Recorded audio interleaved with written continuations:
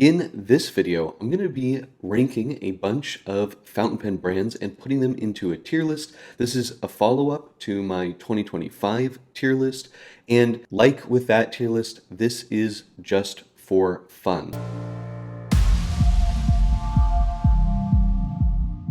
Taking a look at the tier list here, starting at the bottom, we have Total Schmidt. These are pen brands that I pretty much wouldn't recommend. History, these are going to be brands that in the past made some fantastic pens, but as of today, do not anymore.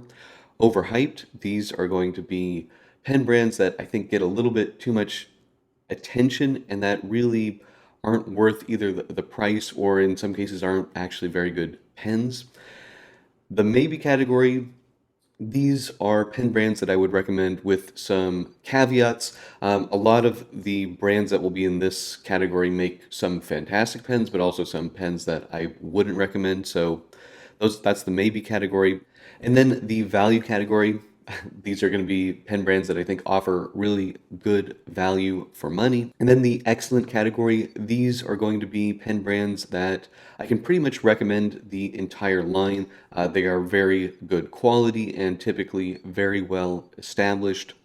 The class category, these are going to be sort of the brands that I think are really some of the best of the best. They have been making pens for a very long time and have a track record of consistent quality and just pens that give a exceptional writing experience, and also brands that have good general feedback and customer service. And then we have the top category. These are going to be the flag bearers of the industry, ones that are innovating, new manufacturing techniques, bringing in new fountain pen users, brands that are really leading the industry.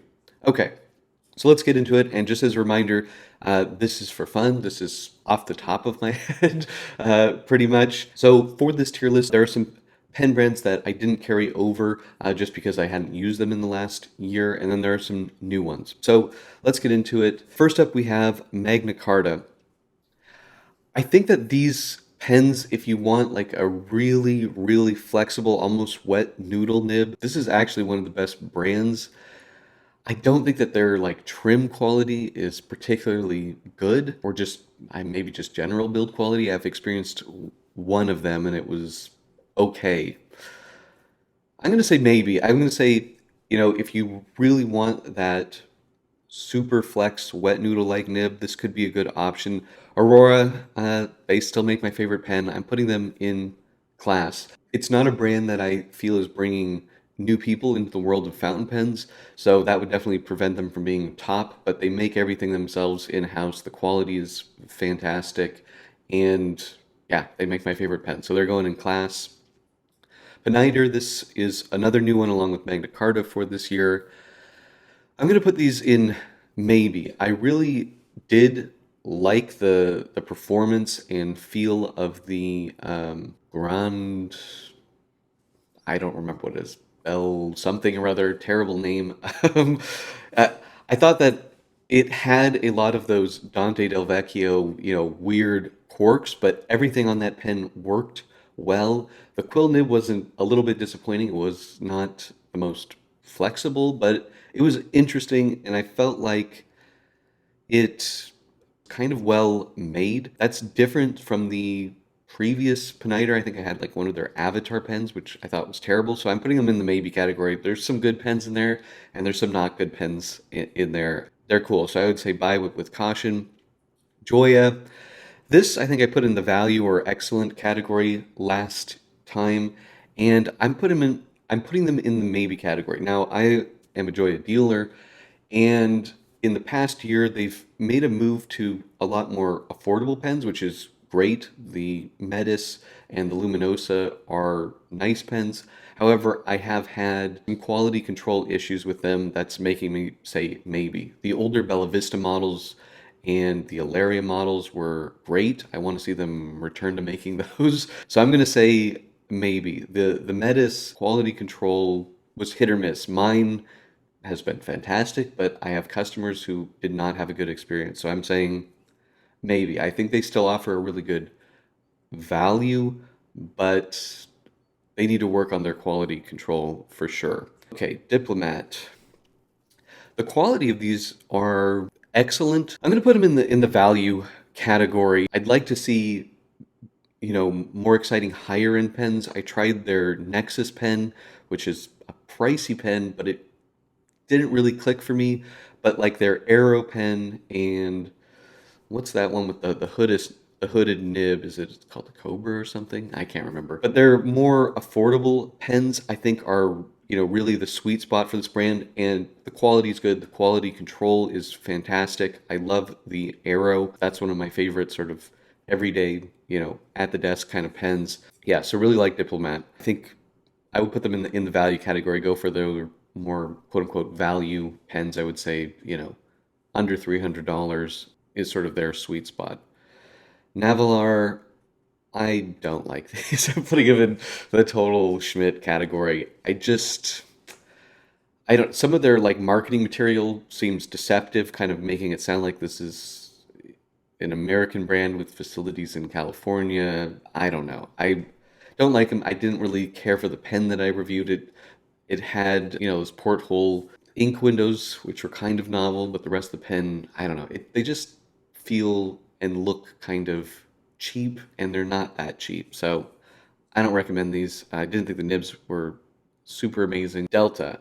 I'm moving these in the maybe category. Again, I think I think I maybe had this in excellent.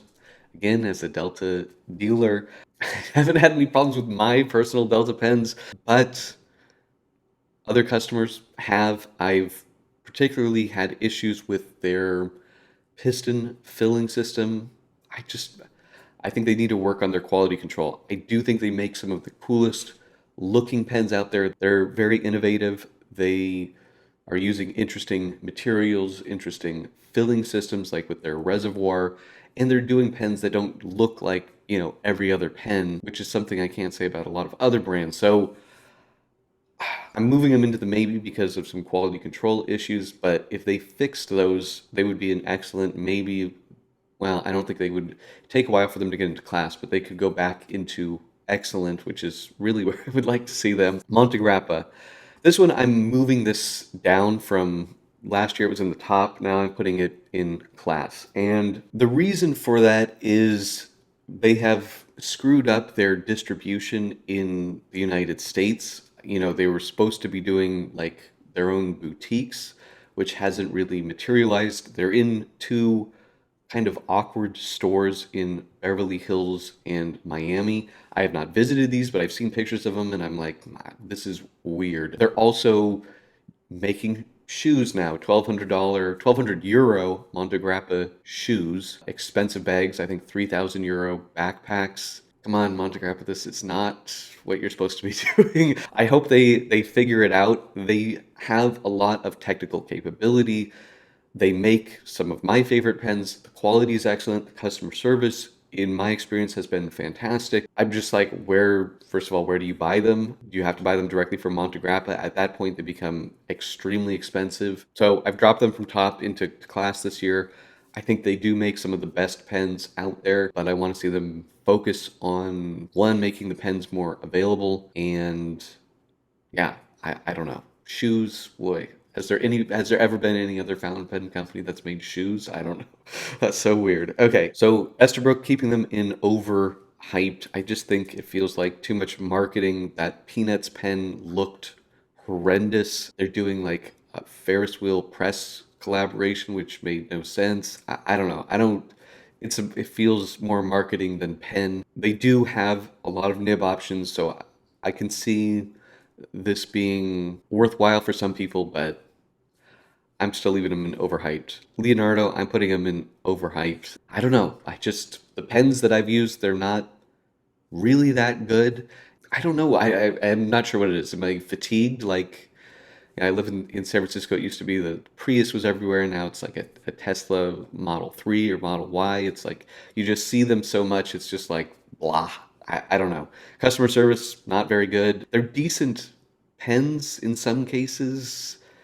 I don't know. I don't think they're worth it. I'm not buying one. So I'm putting them in overhyped. Graf on Faber Castell. I think these pens are excellent quality. We didn't get a pen of the year. Did we get a 2025? I don't think so. And there's no 2026, those are the most exciting pens that they make. The other ones are very good quality. If you bought one of their pens, any Graf von Faber Castell, you're going to get a good quality pen. So I'm putting them in excellent. I don't think that they, from like a writer's perspective, the nibs are all tuned and they all write fantastically, but some of them are heavy, some of them are thin, some of them have, slippery metal bodies or don't post. So I'm leaving them in the excellent. The build quality, I think, certainly would put them in the class category, but one, not having a particularly interesting lineup and some, potential comfort issues here and there, I'm putting them in the excellent category.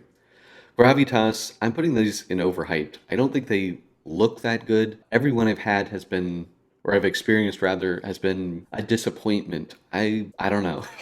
I don't know who's buying these and loving these. They're just, I don't know. I feel like, do I want this or would I rather save a little bit money and have, an Asvine or something like that or a Mahjong? I think I would take the Asvine or Mahjong and save the money and you get a pen that looks similar, and I don't know, I've had better luck with those brands. Granted, I've never had a Gravitas fall apart on me, so that part's better, but for nibs and design and writing experience, I do kind of prefer those Chinese brands, so I'm putting them in overhyped. Lamy, this one I still go back and forth. Is it excellent or is it value? I really do think that the pens that they make are excellent. I'm going to put it in the value category. I don't know. Should they make it in the excellent? I'm going to say they're excellent. They really put a lot of strong industrial design into their products, I think more so than any other brand, and they do so for an affordable price. You can have a Naoto Fukasawa designed pen for like $10, and they have parts for all of their pens.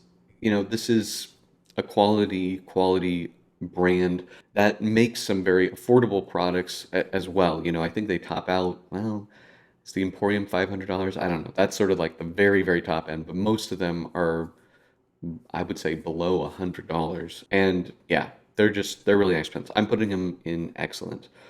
OMAS, this is history. This is so disappointing. There were two different OMASs last year. One in Bologna that was started by the original family, and then there was the Nahvalur one, which had horrible customer service and horrible pens. And now they've merged. Yeah, I think this pen brand is done. They made beautiful pens in the past, but yeah, I really wouldn't recommend them. I don't know. They almost belong in total.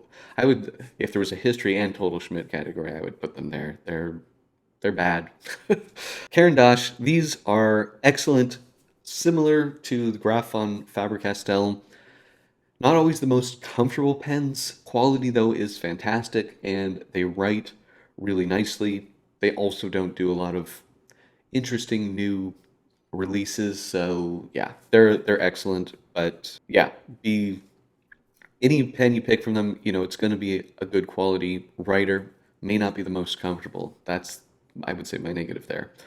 Kaweco, I'm going to put this in the value category. I do think that, I don't know, are they excellent? I think Lamy does more from a design perspective than Kaweco, but Kaweco does have these classic models. They have the Sport in particular, which I really, really love that pen. The nibs are interchangeable, and they're a nice company. They have not a great distributor in the USA, but the company itself is super nice. And I know when I started my blog, I don't know how many years ago, 10 years ago, 15 years ago, they were really supporting the fountain pen community. They sent me an entire box of stuff when I mean, it was just like a real basic blog, super nice. And I think the quality is very, very good. You get what you pay for with Kaweco. They're a really strong value brand. Lotus, this is a new one. I'm putting them also in the value category. This is a pen company out of India, and I think that the price you pay, you get a pretty nice pen. Now, fit and finish and general design are a little bit lacking, but for the price that you pay, I think these are really nice pens. I have a custom Lotus that was made for my Pelikan M1000 nibs, and I want to say it was like $150 for custom pen. That's pretty unbeatable, and it works great. TWSBI, this is, I think, the ultimate value brand here. These pens are really, really, really nice, well made, interchangeable nibs, user serviceable. For new fountain pen users that want to have like a fun, interesting, experience, these TWSBI pens like the 580 Diamond and the Eco are really one of my top choices. I think they're very excellent. I know some people have had issues with cracking. I haven't personally experienced that. However, it's my understanding that TWSBI does take care of you if that happens. But yeah, one of the best value brands out there. And when I started in fountain pens, well, TWSBI wasn't there, but shortly after that, they came along and offered something that nobody else was offering, these piston fillers with these beautiful demonstrator bodies. Yardo lead, I'm moving them into the excellent category. I believe they were in class last year. Really beautiful, solid sterling silver pens.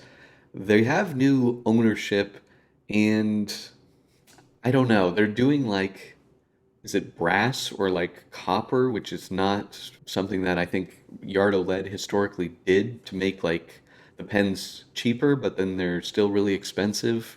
Don't really love to see that direction for the brand, but they are a very special company doing a very unique style of pen, and I do think that the quality is still very high. I'm just not sure why they're introducing these other materials. A bit odd.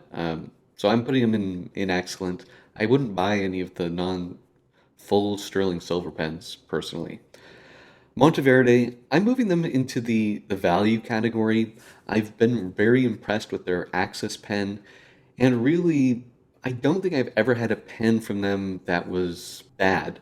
That's my experience. I think if you like the designs that they are making, they're a pretty good value for money. They've been in the business for a very long time. They're definitely have been making pens, at least, as a brand. I know TWSBI's been around for 50 or so years, but not TWSBI the brand is sort of the OEM side of that. But Monteverde, I mean, I remember these pens at Office Depot and Staples when I was a kid. They've been around a long time, and I think their pens are quite good if you like their designs. New one, David Oscarson. Oh, class or excellent? Well, I think if you want a vitreous enamel pen, this is pretty much the main game in town. There used to be Michael Perchin, which I think actually a lot of that was made by Montegrappa, but that brand doesn't exist anymore. And I'm not seeing, I don't know, is Montegrappa doing vitreous enamel pens? Maybe they are. I'm not seeing them at the moment. But these are very high-end, very expensive pens made in England, solid sterling silver with vitreous enamel over them. Yeah, I really love mine. The customer service from David Oscarson is fantastic. So yeah, I'm putting them in the class category. Montblanc, this is going into top again. They have the boutiques all over the place. They're bringing new people into the world of pens and fountain pens. And I think they are continuing to make interesting pens, interesting nibs for us fountain pen enthusiasts. The bespoke program, nobody else that I'm aware of is really doing that. This is the best of the best, in my opinion. I know not everybody likes this brand, and that's okay. It's the top for me. Scribo, oh, I'm putting them in the maybe category. I think that the nibs are really the reason you buy these. They do have a newer pen that isn't ugly like all of their other pens. Haven't tried that one yet. I think two of the three pens that I've had from them had issues with their trim pitting and corroding. I've also heard of issues with their piston filling system. So I don't know. I want to see. There's a theme with Italian pens. I want better quality control, and I would also like to see better designs out of Scribo, and then I think they could definitely be in the excellent category. The nibs are fantastic. Okay, Faber Castell. I'm putting them in the value category. They do make very cheap, made in China plastic pens like the Poly, but for the price, it's actually not a bad pen. They have their grip pen. I don't know where that is made. I don't think that one's made in China, but that's also very cheap. But they all work well. And then you go up to like the top where you have like the emotion in like their matte silver and matte black, which really feels like a baby Graf on Faber Castell. I mean, very solid pens. Yeah, despite having all these different manufacturing sites, the quality is super high. Very easy to recommend Faber Castell pens. Taccia, I'm going to put these in excellent. They're basically sailor nibs, which are fantastic. And then, the bodies, whether you like the designs of them or not, I would say they're okay.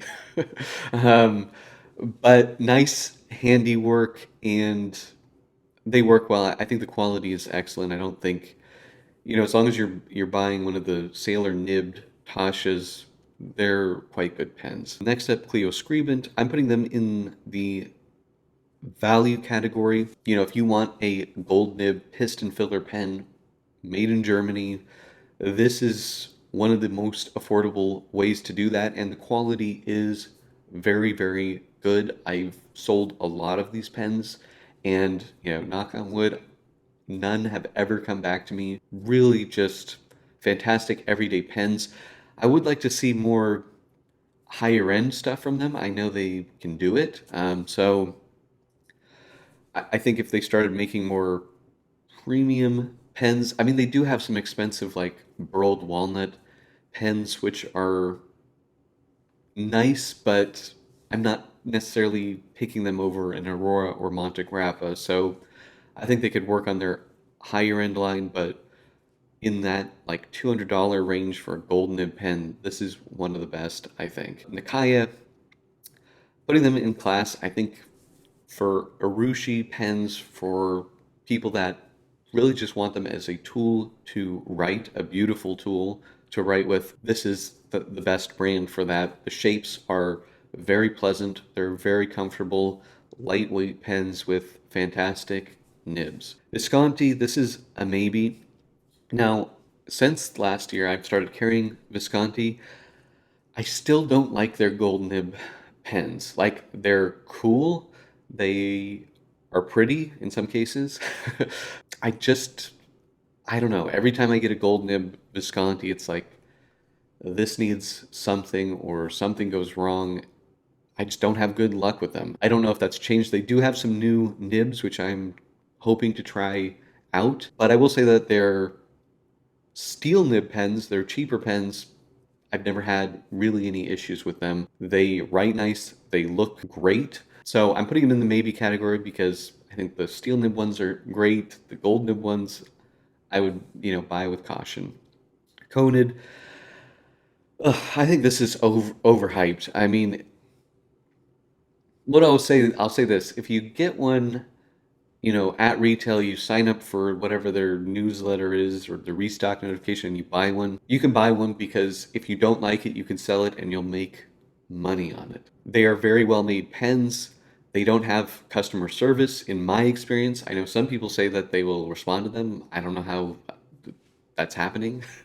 But mine had a nib that was cut off center, so it wrote a little bit scratchy. It had, a sweet spot where if you got it in the sweet spot, it was very nice, but they were of no help to me in getting a new nib. Yeah, this is a brand where, the supply is far under the demand. So I just think that, yeah, the prices are crazy on the secondary market, and the pens are nice, but if I had like $1,000 for a pen, I don't think it would be my first choice. It's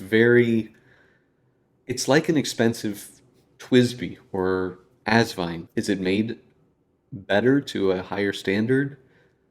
Yeah, but like the material difference in hand, I don't think is that high. It's not a pen that has a lot of soul or personality. Yeah, so anyway, that's Conan. Namiki glass, I think this is the best Maki brand there is. These are the most collectible.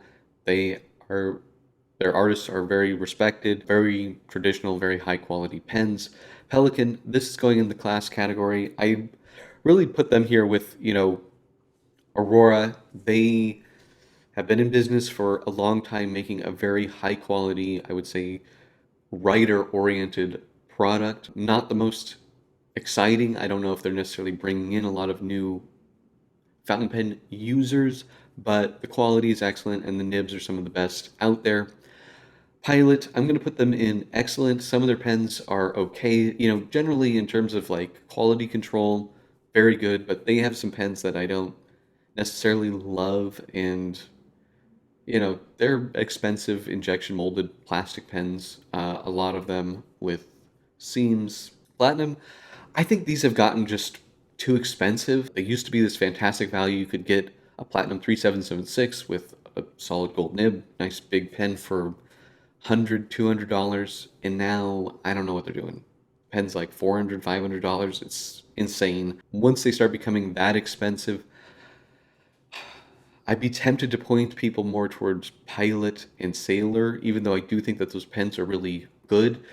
The nibs are really good. I do think that the 3776 maybe feels the cheapest in terms of the body over the equivalent from Pilot and Sailor. Sailor, I'm going to put them in excellent, fantastic. Nibs, they're expensive. A lot of plastic pens.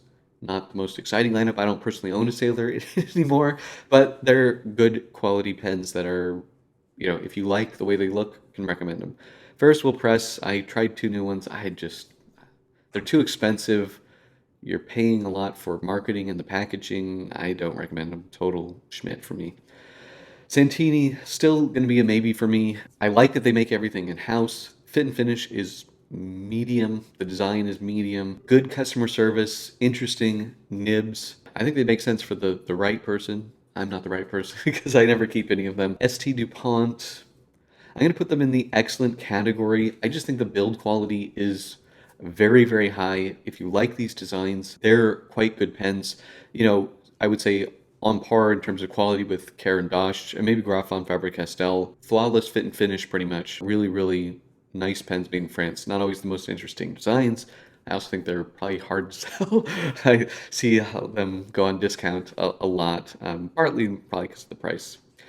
Stipula, I'm going to say maybe. They're really like low-end pens. I don't recommend. The higher-end stuff, I really like. The gold nibs that they're making in-house are really cool, and I think they make a lot of beautiful, interesting pens. But, every Stipula I think I've had has needed a little bit of nib work. Yeah, just general Italian quality control. But they are pens that I've kept in my collection. I do like the brand quite a lot, and I think they're offering something interesting and unique to the fountain pen world. The other one I forgot to put on here real quick, recently or last year, I got my first Marlin that I had a Marlin maybe 10 years ago when they did their Rainbow over Hong Kong series. These are, I think, a similar brand to Stipula. They're more expensive, generally speaking. There's a lot of handiwork in them. I put them in the maybe category. You see one that really speaks to you, I think it could be worth it.